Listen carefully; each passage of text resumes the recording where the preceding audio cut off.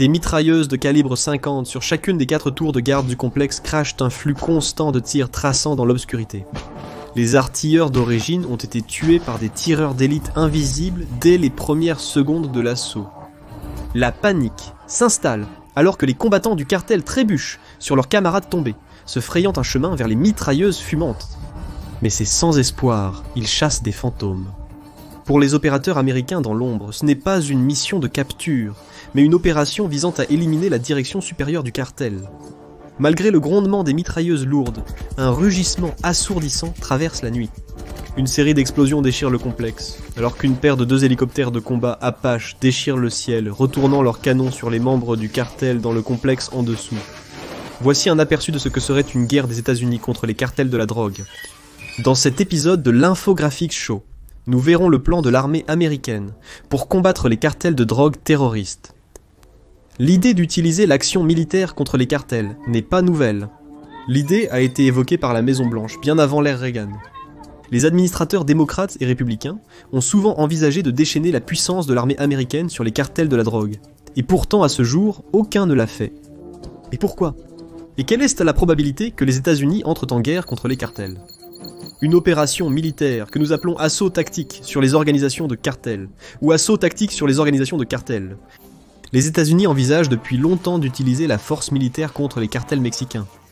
Mais récemment, le moteur n'est pas seulement le crime, mais une crise.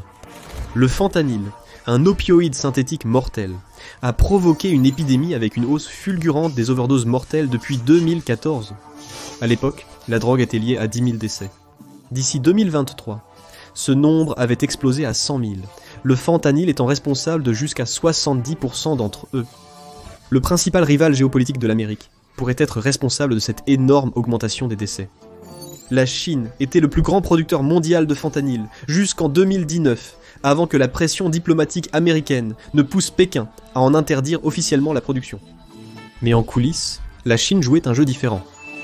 Tout en feignant l'ignorance, la Chine était restée le principal fournisseur de fentanyl pour les fabricants de drogue, qui l'ont mélangé à leurs produits pour maximiser la dépendance. Les allégations n'ont jamais été prouvées.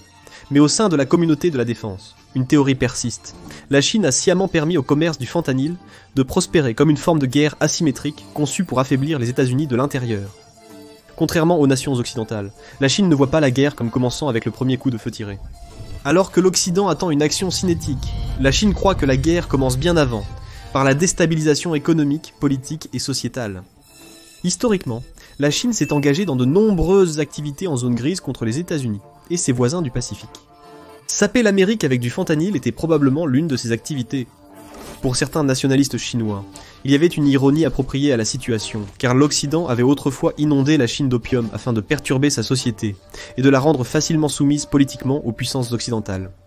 Malgré l'interdiction de la production de fentanyl par la Chine en 2019, le pays demeure le plus grand fournisseur de précurseurs de fentanyl, suivi de près par l'Inde. Ces deux nations représentent ensemble la majorité de l'approvisionnement en fentanyl qui parvient à entrer aux États-Unis. En dehors d'une guerre de tir à grande échelle, les États-Unis sont limités à une pression diplomatique contre ces deux nations, mais le cartel est une toute autre affaire. Les cartels présentent une cible militaire claire à détruire dans l'espoir de perturber le commerce de la drogue. Mais avant d'en arriver à détruire les cartels et les conséquences, un président peut-il même autoriser ce genre d'action militaire ? Les présidents américains peuvent déployer l'armée sans l'accord du Congrès, mais avec des limites. Cela permet des réponses rapides aux menaces, sans se retrouver embourbés dans l'impasse du Congrès. Toutefois, une longue campagne contre les cartels exigerait l'aval total du Congrès, ce qui s'avère politiquement délicat. Les États frontaliers, les plus proches du combat, pourraient être les moins enclins à appuyer une guerre totale. En effet, si les États-Unis combattent les cartels, ces États seront en première ligne quand les cartels contre-attaqueront. Pour un président, une justification claire et une marge de manœuvre législative facilitent les choses. Une guerre contre les cartels, présentée comme une riposte à une attaque visant les Américains, simplifie grandement le processus politique.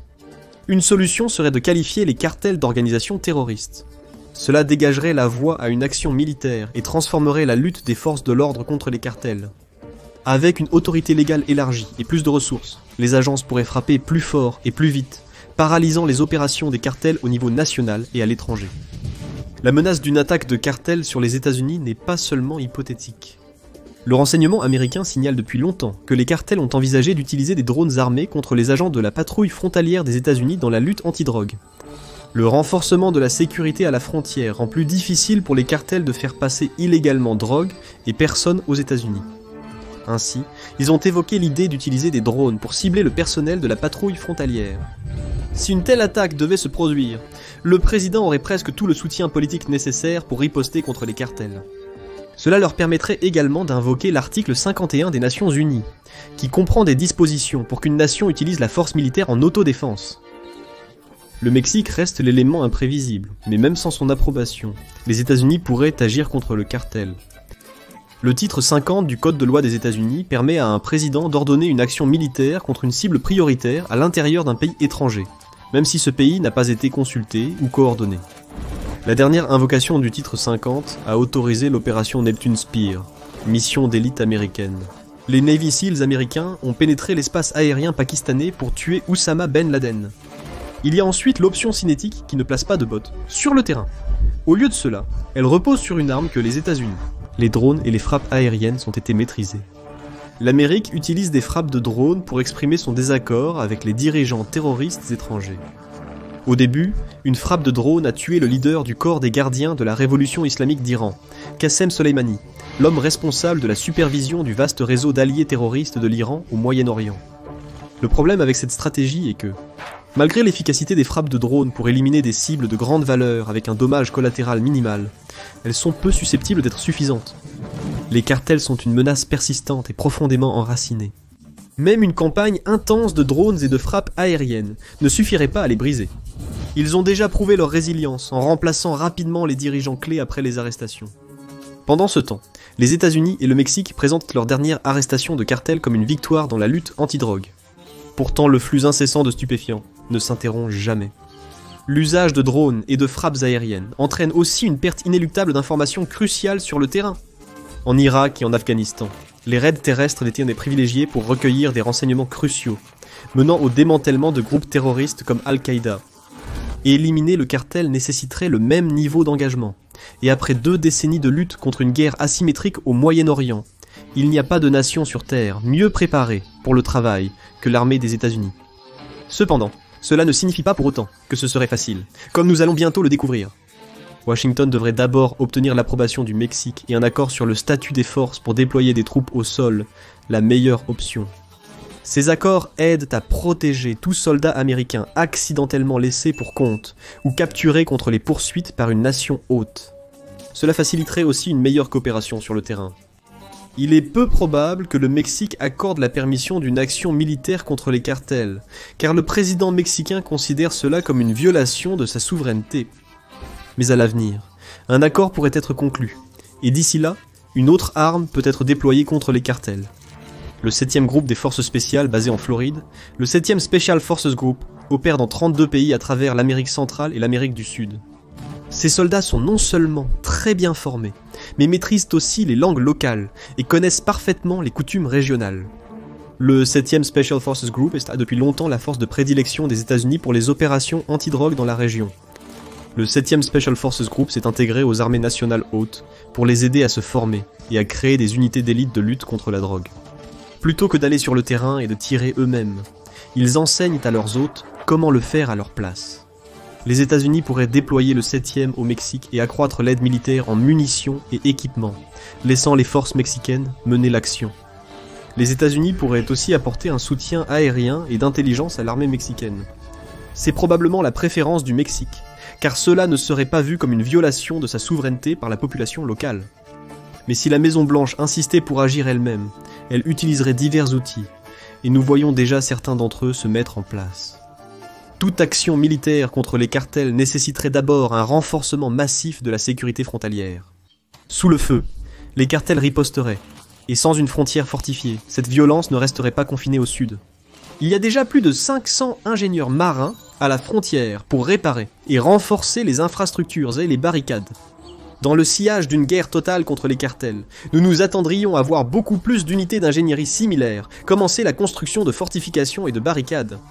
Les forces de la garde nationale seraient aussi déployées pour appuyer les agents de la patrouille frontalière le long de la frontière de presque 2000 miles. Leur présence apporterait non seulement de la main-d'œuvre, mais aussi des capacités cruciales de surveillance aérienne, permettant un suivi en temps réel et une réaction rapide à toute tentative de représailles des cartels.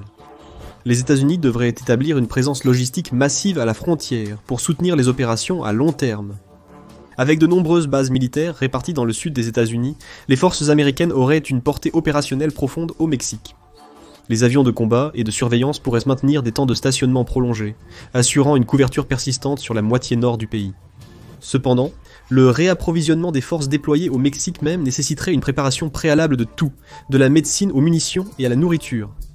Les accords de coopération avec le Mexique seraient cruciaux ici. Sans voie terrestre sûre vers le Mexique, les États-Unis pourraient devoir se limiter aux opérations aériennes pour se réapprovisionner. Un pari risqué. Les cartels, de plus en plus sophistiqués, possèdent un arsenal qui pourrait menacer sérieusement les avions de transport dans un espace aérien contesté. Bien avant le début des hostilités, les moyens de surveillance américains commenceraient à recueillir des renseignements sur les cartels, notamment pour établir des modèles de vie qui sont cruciaux pour le ciblage. Ces renseignements peuvent inclure des appels téléphoniques interceptés, le suivi physique des mouvements des cartels et des forces des cartels, et des renseignements humains sur le terrain sous la forme de locaux coopératifs. Ici, nous voyons déjà les États-Unis préparer le terrain. Pour ce qui pourrait être la première fois dans l'histoire, 2 avions américains de collecte de renseignements Rivet Joint ont été enregistrés en vol dans le golfe de Californie au début de février 2025. Cette zone du Mexique est contrôlée par le cartel de Sinaloa, et les avions Rivet Joint seraient des outils puissants pour collecter des renseignements locaux. Ces avions font partie des plus mortels de l'arsenal américain, non pas à cause des armes qu'ils transportent, mais en raison de leur capacité à aspirer d'énormes quantités de renseignements. Chaque avion est équipé de toutes sortes de systèmes de renseignement sur les signaux hautement classifiés, qui peuvent détecter, intercepter et, si nécessaire, décoder les signaux électroniques. Ils peuvent aussi localiser précisément l'emplacement exact de l'appareil émetteur à partir de la réception du signal. De là, ils peuvent suivre son mouvement en temps réel, suivant l'opérateur pendant qu'il se déplace à travers le pays. Ils peuvent également utiliser le radar à synthèse d'ouverture pour suivre les mouvements des forces lointaines, et il peut faire tout cela jusqu'à une portée de plusieurs centaines de miles. La présence de 2 avions Rivet Joint est le plus fort indicateur à ce jour que la Maison-Blanche est sérieuse quant à l'utilisation de la force militaire contre les cartels. L'énorme quantité de renseignements que ces avions recueillent sera utilisée pour suivre les opérations des cartels, jusqu'aux dirigeants individuels. Avec la capacité de transmettre instantanément des données aux forces de renseignement américaines dans le monde entier, chaque Rivet Joint devient une porte d'entrée dans les rouages internes du cartel de Sinaloa. Cela permet à des milliards d'agents de renseignement américains et alliés d'analyser et de cartographier les réseaux du cartel, identifiant les meilleures façons de démanteler ses activités. En plus de prépositionner l'équipement et de déployer des forces spéciales de niveau 1 pour mener le combat, les États-Unis devraient aussi positionner des forces conventionnelles près de la frontière. Ces unités seraient essentielles pour lancer des raids transfrontaliers et fournir un soutien rapide aux opérations en cours, assurant une pression soutenue sur les cartels. Les États-Unis déploient déjà des soldats de la 82e division aéroportée à la frontière sud pour renforcer la sécurité. Le déploiement de troupes de combat de cette manière envoie un message puissant à la fois au Mexique et au cartel que la Maison-Blanche est sérieuse. La 82e division aéroportée, force majeure de réaction rapide de l'armée américaine, rendrait ce message indéniable. Les forces conventionnelles seraient essentielles dans un conflit centré sur l'usage des forces spéciales. Chaque fois que les forces spéciales finissent par mordre plus qu'elles ne peuvent mâcher, elles appellent à l'aide les forces conventionnelles locales, qui sont généralement responsables de l'établissement d'une force de réaction rapide. Des unités comme la 82e pourraient fournir un soutien aux forces d'opération spéciales, par voie aérienne ou terrestre, se déployant rapidement par hélicoptère ou véhicules blindés. Encore une fois, Samao, c'est là que la coopération mexicaine serait cruciale car elle permettrait à ces forces d'être stationnées à l'intérieur même du Mexique et plus près des combats. Ils seraient également responsables de mener des patrouilles de dissuasion dans les zones locales afin d'empêcher les cartels de lancer des raids de représailles contre les civils. Nous explorerons bientôt les tactiques des cartels. Tout autre déploiement dépendrait du type de combat prévu. Les cartels sont lourdement armés, mais pas assez pour représenter une menace significative nécessitant l'utilisation de forces telles que les forces blindées. L'équipement le plus lourd que les cartels ont été vus en train d'utiliser sont des narcotanks faits maison. Ce sont généralement des véhicules blindés de fortune qui utilisent un châssis de camion et des plaques d'acier pour la protection. Ces tanks peuvent avoir des armes de petit calibre, comme des mitrailleuses, et occasionnellement même un petit canon de calibre. Mais face aux forces américaines armées de drones anti-véhicules avancés, la menace serait minimale. Les Switchblade 600 pourraient frapper avec précision, tandis que les hélicoptères Apache, les canonniers AC-130 et les drones Reaper et Predator armés de missiles Hellfire assureraient la domination du champ de bataille. Si la force brute était requise, le fameux ADX Warthog serait parfaitement à la hauteur. Des discussions sont déjà en cours sur la façon dont une guerre de narcotrafiquants pourrait relancer le Warthog, qui deviendrait l'arme de soutien aérien, rapprochée principale pour les forces américaines. Avec son fuselage extrêmement robuste et durable, c'est l'arme parfaite pour voler bas et lentement contre les forces du cartel qui sont de plus en plus armées d'équipements sophistiqués propres.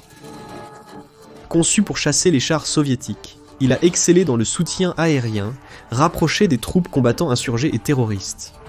D'autres avions moins chers comme le Super Tucano joueraient également un rôle clé, bien qu'actuellement il ne soit utilisé que pour la formation. Le besoin de soutien aérien persistant et économique pourrait amener les États-Unis à acheter beaucoup plus de ces avions agiles. Dotés d'une puissance de feu écrasante et des meilleures capacités de surveillance et de reconnaissance au monde, les forces américaines vaincraient rapidement les cartels mexicains. On a beaucoup parlé de la réputation redoutable des cartels, mais ils restent en grande partie des voyous armés. Pendant ce temps, l'armée américaine a passé 20 ans et dépensé des milliards de dollars pour se perfectionner dans la lutte contre ce type précis de guerre asymétrique. Cela ne veut pas dire que les cartels seraient faciles à vaincre. Les administrations précédentes n'ont jamais utilisé la force militaire contre les cartels pour une très bonne raison.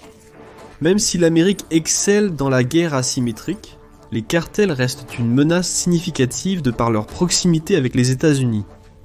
Lorsqu'ils combattaient des terroristes et des insurgés, les États-Unis avaient la sécurité de milliers de kilomètres de séparation entre eux et le territoire américain.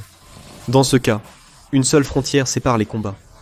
Les cartels mexicains ont prouvé, encore et encore, qu'ils sont des organisations ingénieuses et innovantes, adaptant rapidement de nouvelles capacités et déjouant régulièrement à la fois la police mexicaine et américaine. Après 50 ans de guerre contre la drogue, nous aimons rappeler au public que les drogues restent absolument invaincues.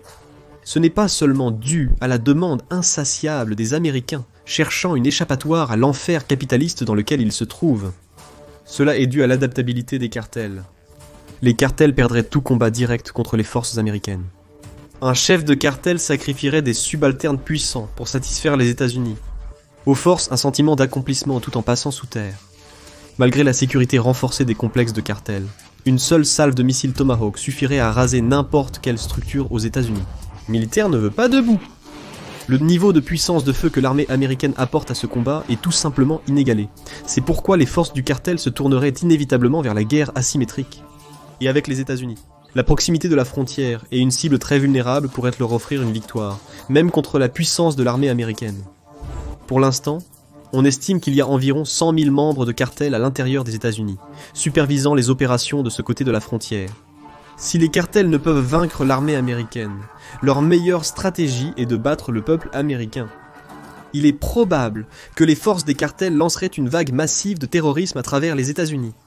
Malgré l'absence d'attaques aussi spectaculaires que celle du 11 septembre, la violence des cartels à l'intérieur de l'Amérique pourrait s'avérer encore plus dévastatrice. Les hommes armés des cartels s'attaqueraient d'abord aux familles des membres du service américain. La majorité des familles en cours de militaires résidant dans des logements sur base, sécurisés par la police militaire. Mais bien que les policiers et militaires assurent un toit la protection, ils ne sont ni formés ni équipés pour repousser une attaque à grande échelle comme les forces d'infanterie conventionnelles. Cependant, le ciblage des proches se ferait probablement hors base, et les cartels ont démontré une grande habileté à collecter des informations en sources ouvertes. Il ne serait pas particulièrement difficile à l'ère des médias sociaux de découvrir qui est le conjoint d'un militaire ou un parent d'un membre du service. Les cartels cibleraient également les civils ordinaires, menant des attaques de représailles dans des lieux tels que les centres commerciaux, les concerts et autres zones où de grandes foules se rassemblent habituellement. Les cartels viseraient ensuite les infrastructures américaines. Les organisations combattues par les États-Unis sont assez riches pour embaucher les mêmes anciens opérateurs des forces spéciales que ceux utilisés pour les traquer. Et cela révèle un sale secret que la communauté des forces spéciales américaines n'aime pas évoquer. Un nombre croissant de retraités proposent leurs compétences aux plus offrants, y compris les cartels mexicains, qui paient une prime pour leur expertise. Une campagne de sabotage industriel et commercial viserait à perturber la vie quotidienne de millions d'Américains. Les saboteurs de cartels pourraient cibler vos centrales électriques locales, détruisant ou désactivant des générateurs. Les pannes qui en résulteraient pourraient durer des jours, voire des semaines et provoquer un chaos absolu. Il suffit de regarder les pannes de courant à New York ou les conséquences de l'ouragan Katrina pour voir à quelle vitesse les gens civilisés deviennent être incivilisés, en l'absence d'électricité et d'eau courante. L'Amérique est complètement vulnérable à ces attaques, maintenant plus que jamais avec l'essor de la guerre par drone. Historiquement, toute nation ou groupe terroriste qui a tenté de faire la guerre aux États-Unis a dû affronter un obstacle de taille. Ils ont dû transporter des hommes et du matériel sur des milliers de kilomètres d'océan pour atteindre le sol américain. Cependant, les cartels sont différents. Ils seraient le premier ennemi que l'Amérique a affronté sur son propre sol depuis que la Confédération a dû être rappelée que posséder des gens est à la fois maléfique et incivilisé. Et c'est le secret des cartels. Et pourquoi ? Malgré la supériorité écrasante de l'Amérique, aucune administration précédente n'a jamais autorisé une action militaire contre eux. Qu'en pensez-vous ? Les États-Unis devraient-ils lancer une opération militaire à grande échelle contre les cartels, ou cela créerait-il plus de problèmes qu'ils n'en résoudraient ? Laissez vos pensées dans les commentaires. Maintenant, regardez États-Unis contre le monde, ou cliquez sur cette vidéo